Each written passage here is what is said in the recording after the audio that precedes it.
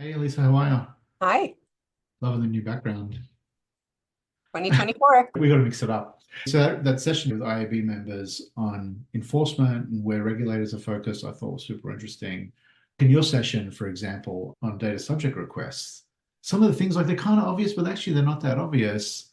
Don't delete data just before you do an access request, right? Of course. That's a logical one. You'd be surprised. Right? It's like one of those things where you're like, hey, it might be cool if I do this, but no, No, don't bury the thing, right? Like make it so hard to find the button on your website. right. Those, Anything I always think it's interesting to do an enforcement panel where you crowdsource different lawyers' experiences, right? Because then we get a composite that really does tell a story.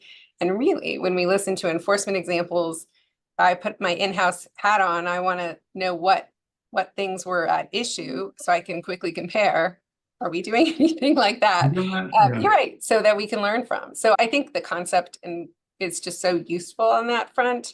But the one of the themes that I heard in the enforcement panel was like, just sit in the consumer's shoes and go through the experience. Yeah. And how often we just lose perspective, right? We're so in the weeds on what has to be done. Is it all there? The structure all there? And then on the receiving side, the language might not be clear. You might not be able to find it. It might take too long that people abandon the effort because it's just too clunky. So those themes resonated for me. Last night I found myself looking through Airbnb's privacy policies for some reason, a good bedtime reading. But I really liked what I saw because they said, hey, you want to opt out? Like, and just here you go. And just click the button. And there was no like which state are you in and do I really have to do this? And I just found it really refreshing. The other old favorite that came up was just do what you say you're doing.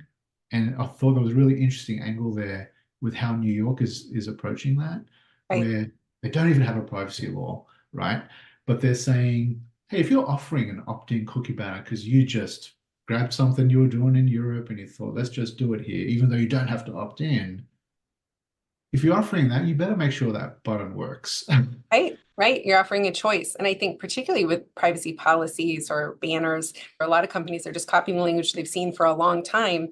But if you think about some of that language in the privacy policies, that was before these laws were created, right? The technology itself has evolved. And so put yourself back in the consumer's shoes.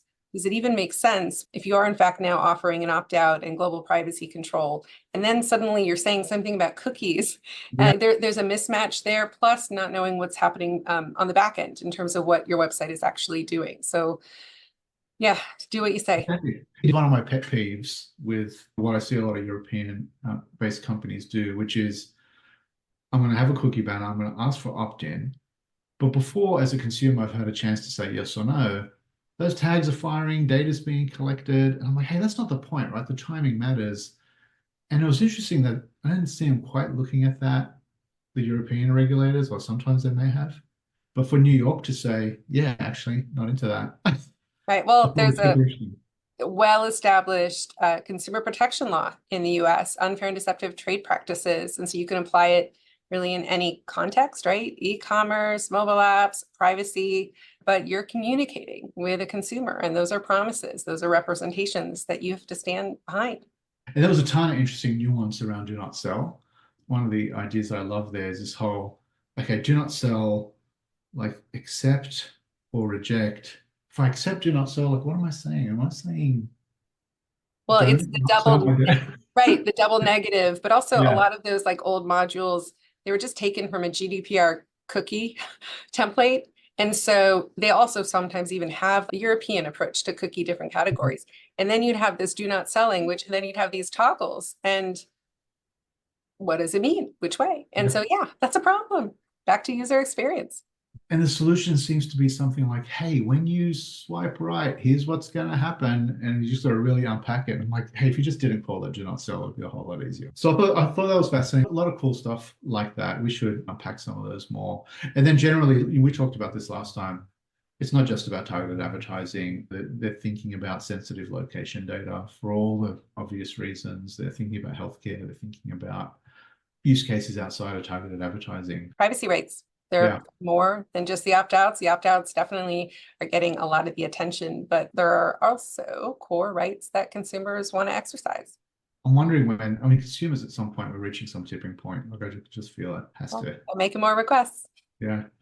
All right, Lisa. Thanks. I appreciate your perspective. Have a good one. All right, take care.